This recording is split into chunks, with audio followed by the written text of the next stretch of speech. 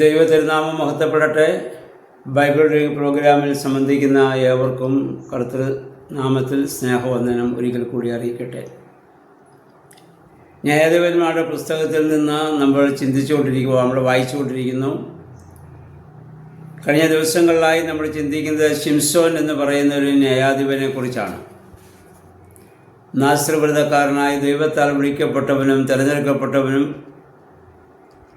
ആയൊരു മനുഷ്യനാണെങ്കിലും മാനുഷിക ബലഹീനതയാൽ അവൻ പലപ്പോഴും ബലഹീനതയിലേക്ക് പോകുന്നതും ഒക്കെയാണ് നമ്മൾ കണ്ടുകൊണ്ടിരിക്കുന്നത്. ആ മനുഷ്യൻ്റെ ജീവിതത്തിലെ ഏറ്റവും വലിയ ബലഹീനതയായി നമ്മൾ കാണുന്നത് സ്ത്രീകളോടുള്ള മോഹമാണ്.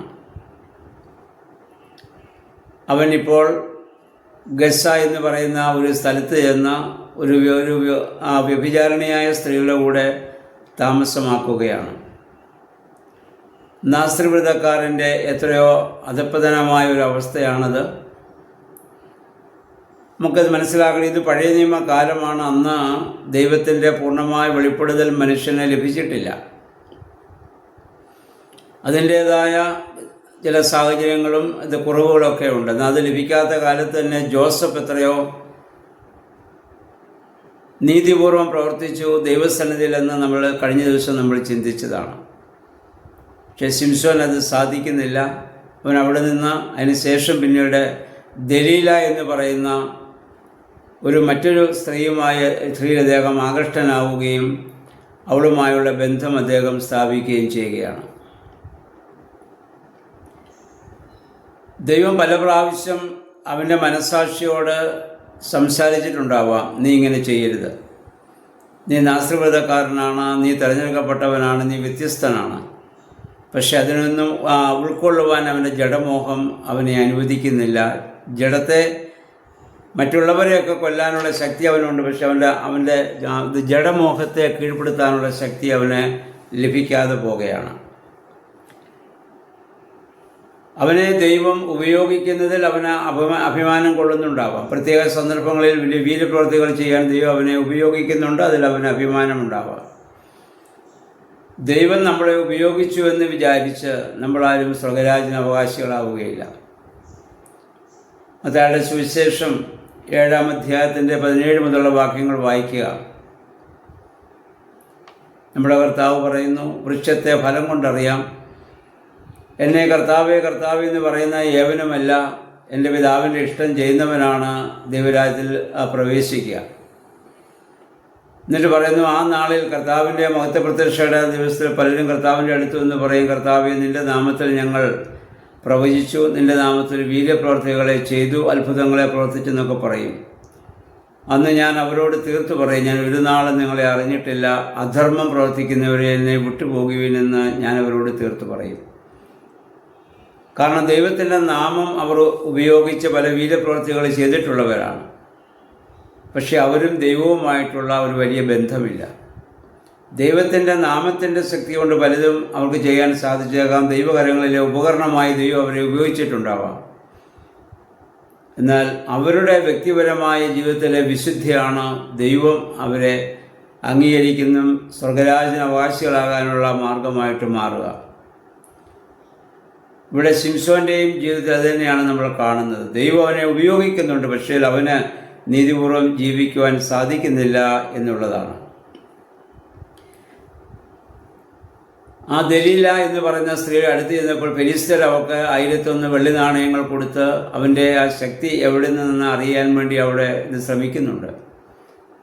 അവൻ 2-3 പ്രാവശ്യം അവൻ ചില കാര്യങ്ങളൊക്കെ പറഞ്ഞു കൊടുത്തു. എന്നെ ഞാണുകൊണ്ട് ബന്ധിക്കുക, 7 ഞാണുകൊണ്ട് ബന്ധിക്കുക, അല്ലെങ്കിൽ പിന്നെ പറഞ്ഞ് 7 കയറുകൊണ്ട് എന്നെ ബന്ധിക്കുക, എൻ്റെ 7 മുടിയിഴകളെടുത്ത് അത് കൂട്ടിക്കെട്ടുക, അങ്ങനെയൊക്കെ ചെയ്തു നോക്കി. അന്നേരം ഒന്നും അവൻ്റെ രഹസ്യം അവൻ അവളോട് വെളിപ്പെടുത്തിയില്ല. എന്നാൽ അവസാനം അവൾ കരഞ്ഞു പറഞ്ഞപ്പോൾ അവനൊരു ബലഹീന നിമിഷത്തിൽ, ഒരു ദുർബല നിമിഷത്തിൽ അവൻ്റെ ശക്തി എന്തിനാ പറഞ്ഞു കൊടുത്തു, ഞാൻ നാസ്രവ്രതക്കാരനാണ്, എൻ്റെ മുടി ക്ഷൗരം ചെയ്താൽ എൻ്റെ ശക്തി ക്ഷയിച്ചു പോകും. അവൾ അവനെ അവൻ്റെ മടിയിൽ ഉറക്കിയെന്ന് നമ്മൾ വായിക്കുന്നത്. അത്രമാത്രം സ്നേഹം അവന് കൊടുത്ത് അവനെ ഉറക്കിക്കൊണ്ട് ആ രഹസ്യം ഫെലിസ്ത്യർക്ക് ചോർത്തി കൊടുക്കുകയും അവർ വന്ന് അവൻ്റെ മുടി ക്ഷൗരം ചെയ്യുകയും അവൻ്റെ ശക്തി ചോർന്നു പോവുകയും ചെയ്യുന്നു. ആ സമയത്തും എനിക്ക് വീരപ്രവൃത്തി ചെയ്യാൻ സാധിക്കുമെന്ന് വിചാരിച്ച് അവൻ എഴുന്നേറ്റിട്ടുണ്ടാവാം. പക്ഷേ അവനിൽ ഒന്നും ചെയ്യാൻ സാധിക്കാതെ പോകുന്ന ഒരവസ്ഥ നമ്മൾ കാണുന്നുണ്ട്.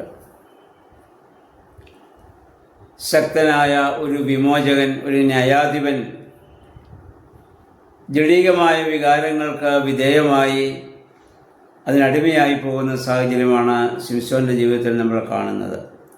1 കൊരിന്ത്യർ 9:27 പൗലോസ്ലീഹ പറയുന്നു, മറ്റുള്ളവരോട് സുവിശേഷം പ്രസംഗിച്ച ശേഷവും ഞാൻ കൊള്ളരുതാത്തവനായി തീരാനുള്ള സാധ്യതയുണ്ട്. ഞാൻ പ്രസംഗിക്കുന്ന ദൈവികമായ സുവിശേഷമാണ്, അനേകരെ മാനസാന്തരപ്പെടുത്തിയിട്ടുണ്ടാവാം. പക്ഷേ ഞാൻ തന്നെ കൊള്ളരുതാത്തവനായി തീരാൻ കാരണം പൈശാചിക പ്രലോഭനങ്ങളും പ്രകോപനങ്ങളും ഒക്കെ ഉള്ള ഭൂമിയിലാണ് നമ്മൾ ജീവിക്കുന്നത്. പൗലോസ്ലീഹ പറഞ്ഞതുപോലെ നന്മ ചെയ്യാൻ ആഗ്രഹിക്കുന്നു, പക്ഷേ ആഗ്രഹിക്കാതെ തിന്മ ചെയ്യേണ്ട സാഹചര്യം വന്നു പോയേക്കാം.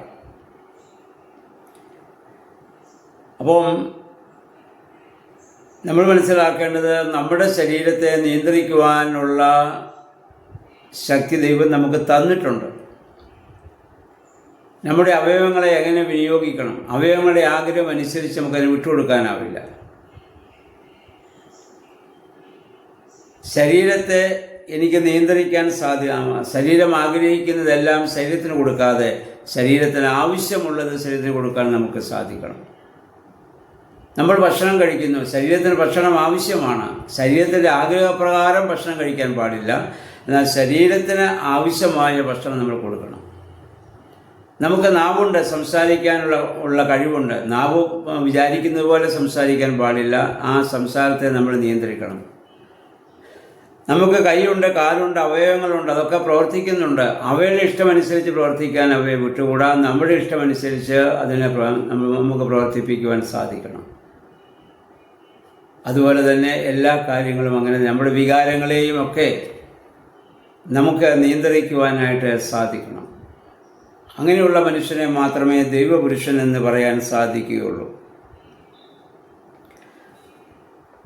ഒരു നേതാവും ഒരു സാധാരണ മനുഷ്യനും ഒരേ പാപം ചെയ്യുകയാണെങ്കിലും അതിൻ്റെ തീവ്രത വ്യത്യസ്തമാണ്. ഒരു സാധാരണ മനുഷ്യൻ ചെയ്താൽ അവനിത് അവസാനിക്കും, പക്ഷെ നേതാവ് ചെയ്താൽ അനേകർക്കത് മാതൃകയായി മാറും. അതുകൊണ്ടാണ് നേതൃത്വ സ്ഥാനത്തേക്ക് വരുന്നവർ വളരെയേറെ ശ്രദ്ധിക്കേണ്ടതായ ഒരു കാര്യമാണിത്. 21-ാം വാക്യം നമ്മൾ വരികയും നമുക്കറിയാം, ലേവ്യ പുസ്തകത്തെ നമ്മൾ നേരത്തെ വായിച്ചല്ലോ, അധികം ലഭിച്ചവനോട് അധികം ചോദിക്കും. അധികം നൽകിയവനോടാണ് ദൈവം അധികം ചോദിക്കുക. ഇപ്പം നേതൃത്വ സ്ഥാനത്തൊരാൾ വരുന്നെങ്കിൽ ദൈവം അവന് അധികം നൽകിയിട്ടുണ്ട്, അവർ കൂടുതൽ കണക്ക് പറയേണ്ടി വരും. 21-ാം വാക്യത്തിൽ വരുമ്പോൾ നമ്മൾ കാണുന്ന ശിംശോൻ്റെ കണ്ണ് അവർ കുത്തിപ്പൊട്ടിക്കുകയാണ്, അവനെ അന്ധനാക്കുകയാണ്. പലപ്പോഴും നമുക്ക് സംഭവിക്കുന്ന ആത്മീയമായ തലങ്ങളിൽ നമുക്ക് അന്ധത ബാധിച്ചു പോകുന്നുണ്ട്. ശരീരത്തിന് കാഴ്ചയുണ്ടാവാം, പക്ഷേ ആന്തരികമായ കാഴ്ച നഷ്ടപ്പെടുന്നുവെങ്കിൽ നമുക്കൊരു നേതൃത്വ സ്ഥാനത്തിരിക്കുവാനോ നയിക്കുവാനോ ഉള്ള യോഗ്യത നമുക്കില്ല. ആന്തരികമായ പ്രകാശമാണ് നമുക്ക് ആവശ്യം, ഭാഗ്യമായ പ്രകാശത്തേക്കാൾ ഉപരിയായി. അത് നഷ്ടപ്പെട്ടാൽ നമ്മൾ തീർത്തും നമ്മുടെ മനുഷ്യത്വം അന്ധകാരത്തിലായി പോകും. ഈ മനുഷ്യനിപ്പോൾ ഒരു അന്ധകാരത്തിലായിത്തീരുന്ന അവസ്ഥ അവൻ്റെ ജീവിതത്തിലേക്ക് വരികയാണ്. അവന് ഒരു നേതൃത്വം നൽകേണ്ടവൻ ഇത് ശത്രുരാജ്യങ്ങൾക്ക് ഒരു അടിമയായിട്ട് മാറുകയാണ്. മറ്റുള്ള മുൻപാകെ പരിഹാസപാത്രമായി മാറുകയാണ്. അവരെല്ലാവരും കൂടി ഒന്നിച്ചുകൂടി അവനെ ഒരു സ്ഥലത്ത് കൊണ്ടുവന്ന് അപ്പോഴാണ് അവനവൻ്റെ കുറ്റബോധം ഉണ്ടാവുന്നത്. ഞാൻ ചെയ്യാൻ പാടില്ലാത്തത് ചെയ്തു. അവനൊരിക്കൽ കൂടി ദൈവത്തോട് പ്രാർത്ഥിക്കുന്നു. അവൻ നമുക്ക് വായിക്കുന്നു, എല്ലാവരും നിന്നതായ ആ കെട്ടിടം, ആ തൂണ പിടിച്ച് കുലുക്കി. ദൈവം ഒരിക്കൽ കൂടി ഒരു ശക്തി കൊടുത്തു. അവൻ ജീവിച്ചിരുന്നപ്പോൾ അവൻ കൊന്നവരേക്കാൾ അധികം ആളുകളെ അവന് കൊല്ലുവാൻ അവന് സാധിക്കുന്നുണ്ട്. വിളിക്കപ്പെട്ടവനും തിരഞ്ഞെടുക്കപ്പെട്ടവനുമായ ഒരു മനുഷ്യൻ്റെ ജീവിത അവസാനം എത്രമാത്രം പരിതാപകരമായി മാറുന്നുവെന്ന് ശിംശോൻ്റെ ജീവിതം നമുക്ക് കാട്ടിത്തരുന്നുണ്ട്. നമ്മളൊക്കെ ദൈവത്താൽ വിളിക്കപ്പെട്ടവരും തിരഞ്ഞെടുക്കപ്പെട്ടവരുമാണ്, സഭയിലെ ഓരോ അംഗങ്ങളായിരിക്കുന്ന നമ്മളും. അപ്പം നമ്മുടെ ജീവിതം അങ്ങനെ അവസാനിപ്പിക്കുവാനുള്ളതല്ല എന്ന് നമ്മൾ ഇവിടെ മനസ്സിലാക്കുക. ശിംശോനെ കുറ്റപ്പെടുത്തിയിട്ട് കാര്യമില്ല, കാരണം അവൻ പഴയ ഉടമ്പടിയുടെ കാലത്ത് ജീവിച്ചവനാണ്. നമ്മൾ പുതിയ ഉടമ്പടിയുടെ കാലത്ത് ജീവിക്കുന്നവരാണ്. കർത്താവ് നമുക്കെല്ലാം വ്യക്തമായി പറഞ്ഞു തന്നിട്ടുണ്ട്. നമ്മളത് വായിക്കുകയും മനസ്സിലാക്കുകയും ചെയ്തിട്ടുള്ളവരാണ്. നമുക്കൊട്ടും വിടുതൽ ദൈവത്തിൽ നിന്ന് നമുക്ക് ലഭിക്കുക പ്രയാസമാണ്. കാരണം നമ്മൾ ചെയ്യുന്നതൊക്കെ മനഃപൂർവ്വമാണ്. പിന്നെ മാനുഷിക ബലഹീനതയിൽ നിന്നും സാഹചര്യ സമ്മർദ്ദങ്ങളൊക്കെ നമ്മൾ ഒഴിവൊഴിവ് നമ്മൾ പറയുന്നതെന്ന് മാത്രമേ ഉള്ളൂ. പക്ഷെ നമുക്ക് ക്ഷമ ലഭിക്കുക പ്രയാസമായിരിക്കുമ്പോൾ അതനുസരിച്ച് നമുക്ക് ലഭിച്ചതായ വിളിക്കനുസരിച്ച് ജീവിപ്പാൻ നമുക്കിടയാണ്. ഭർത്താവെങ്കിൽ ഭർത്താവ്, ഭാര്യയെങ്കിൽ ഭാര്യ, സഹോദരനെങ്കിൽ സഹോദരൻ, വൈദികൻ, ഏത് ജോലി നമ്മൾ ഏതൊക്കെ തലങ്ങളിലാണോ ദൈവം നമ്മളെ വിളിച്ചിരിക്കുന്നത് ആ തലങ്ങളിൽ ദൈവികമായ അനുഭവത്തോടും ആന്തരികമായ വിശുദ്ധിയോടും ജീവിക്കാൻ ദൈവമേ, പരിശുദ്ധാത്മാവെ ശക്തീകരിക്കണമേ നമുക്ക് സാധിക്കാം. നമുക്ക് പ്രാർത്ഥിക്കാം.